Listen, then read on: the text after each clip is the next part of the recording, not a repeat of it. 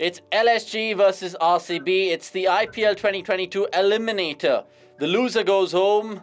The winner, well, they'll take on the winner of Qualifier 1. And in this match preview, we have, of course, an Aussie and an Englishman. Don't go anywhere because you want to watch this.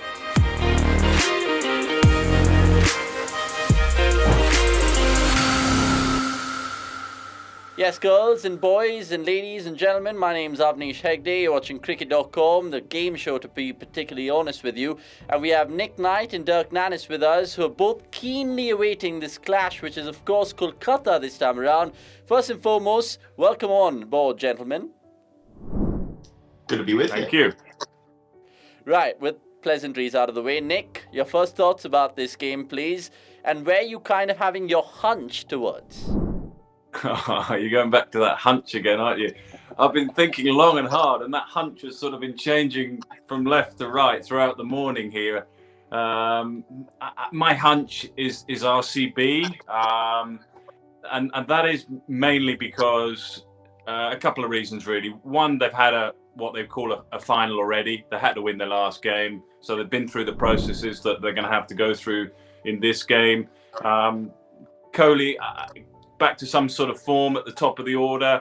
I think they've got match winners in their side throughout. In the middle overs, Hasaranga. I like the way Hazelwood and Harsh will finish and start. So I think they're going to have enough. The only question I have is, like now, Super Giants have a better bowling lineup. That is if they play Chimera, and I think they should.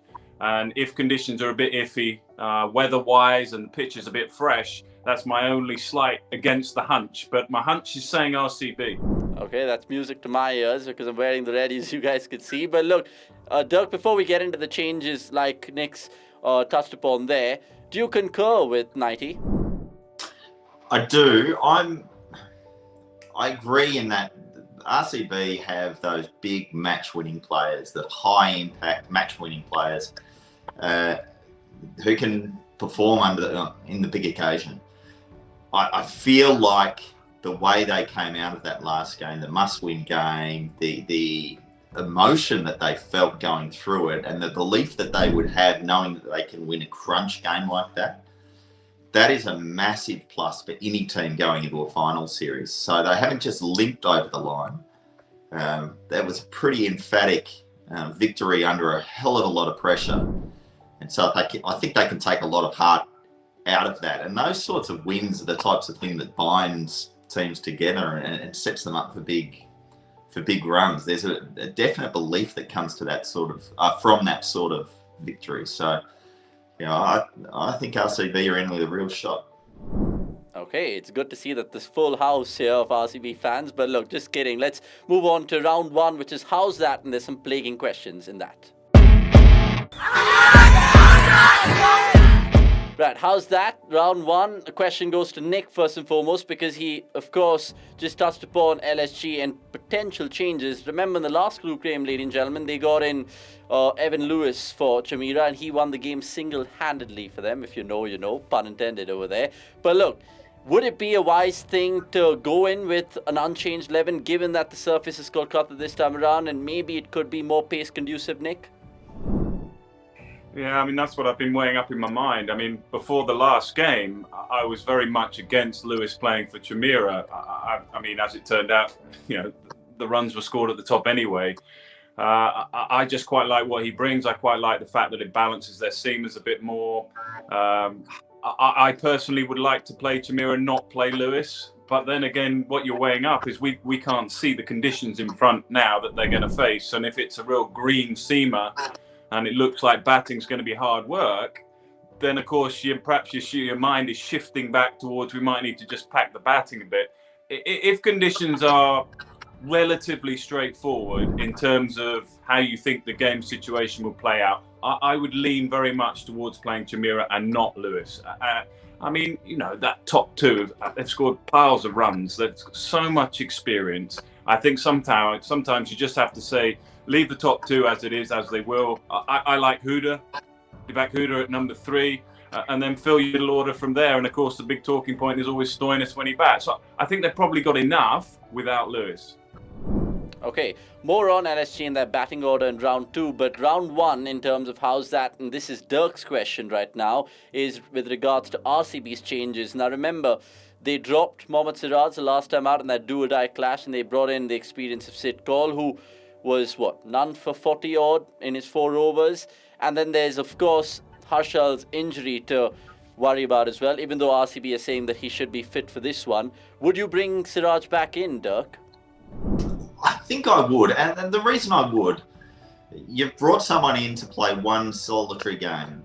He hasn't set the world on fire, and you've got to bank on your big stars to win the big games.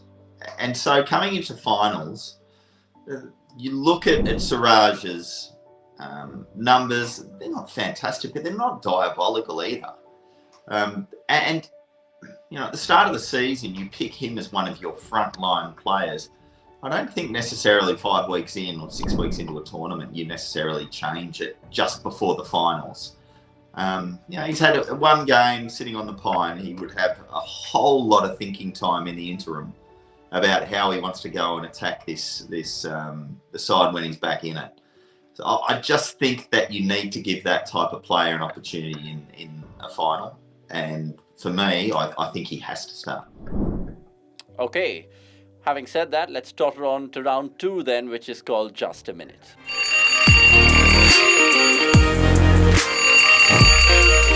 Just a minute, we put the experts in the spot, giving them a particular topic and a match-related question. Now, it makes you think about the toss, which is always critical in any T20, Nick. But my question to you is, should RCB simply bat first, knowing that LSG kind of struggled in chasing? They've not been able to chase the last 4 times around, and they've only done it 2 out of 6 times, if my math serves me right. So, would you go with that particular thought?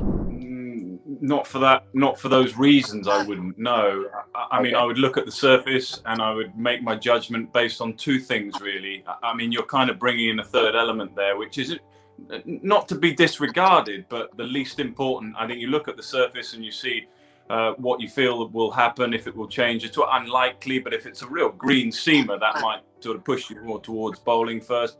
Then I think you just look at the balance of your side and generally what you prefer doing. That's you as a team, not so much what the opposition like doing. I agree with you to a small degree. I think there is an element of, if those 2 elements are a little undecided and it doesn't sort of push you one way dramatically, then yes, you might look at, you know, what they would prefer or what they would least prefer as an opponent. I get that, but I think you have to look at yourself first. Don't get preoccupied by perhaps obvious weaknesses and strengths of the opposition when you're making a decision like the toss. So I think firstly, as I say, look at the conditions, your own balance, and then maybe consider the opposition at the end. The last time LSG and RCB met, of course, RCB batted first and then they got the job done defending that score. And then you take into consideration KL Rahul's numbers in the second innings. It hasn't been really good. It's well documented, in fact. I have them in front of me. Compared to 85 average and 148 while batting first, his average is 18 and a runner ball strike rate. So, few thoughts to just add to your point, I'm guessing.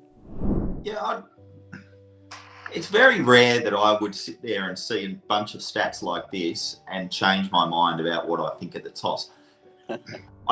This probably still wouldn't make me change my mind based on the conditions. You still do the conditions. Okay. But, geez, I've never seen stats more conducive to making me think, right, whatever happens, you know, because of the opposition and their poor record at chasing, we're going to do this. It's very rare that I would see numbers so compelling as this. Okay, having said that, I mean, there's a lot to consider in terms of the data and whatnot. So let's move on to round 3, which is called the final word.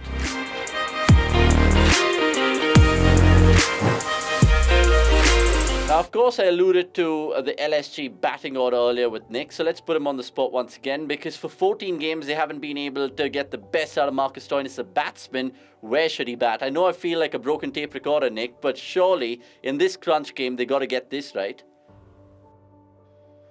Yeah, absolutely. I mean, I'm probably repeating myself here as well for our regular listeners, but I personally don't think you need a batting order so much in this format of the game.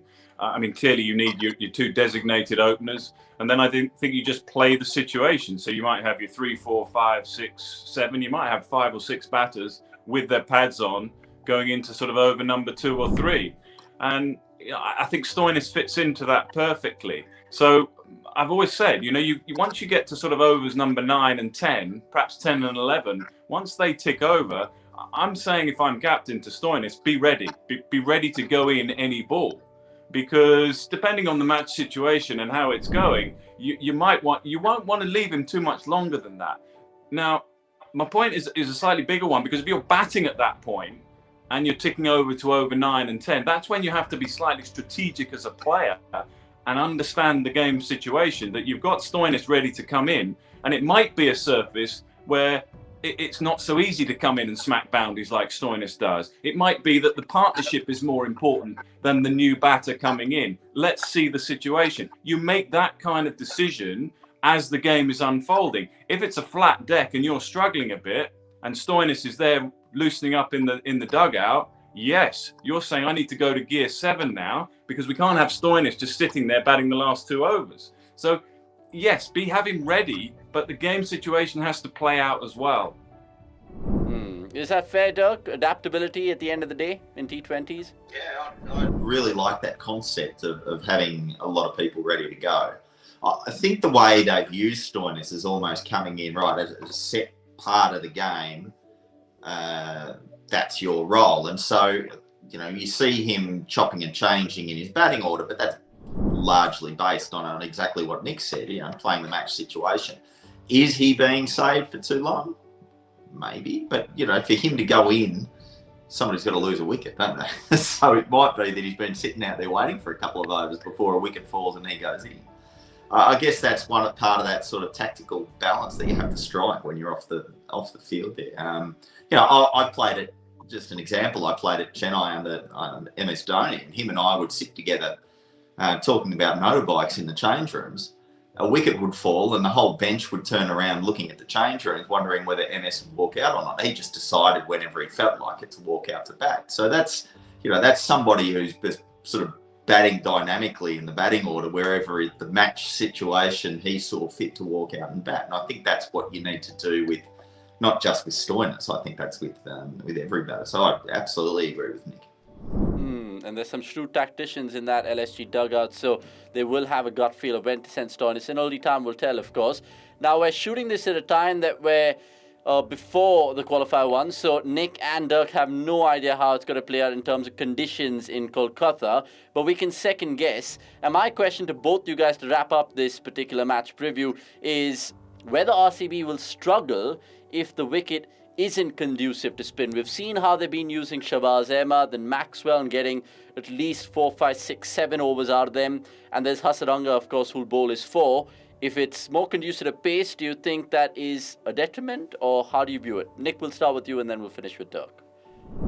Yeah, I think you're probably right. I mean, you look at their numbers, they've won 3 of their last 4, but then they've won 3 of their last 7. So they had 3 losses in a row, and now they're back on a winning streak. So it's whether you kind of associate that winning streak with what you're talking about. I think so. I think when you look at their bowling, they've struggled in the power play to get wickets. I think they're second bottom in the table, something like that. And their economy rate in the last 4 overs, so 16 to 20, somewhere around 4 or 5 overs there, they're pretty poor. So when you look at the start and the finish with RCB, that is a bit of a problem for them. And of course, in the middle, they're patching that up well with Hasaranga, who's been outstanding. They don't bowl much of Hazelwood in the middle. He bowls at the top end and at the back end. So, yeah, they've been patching it up a little bit.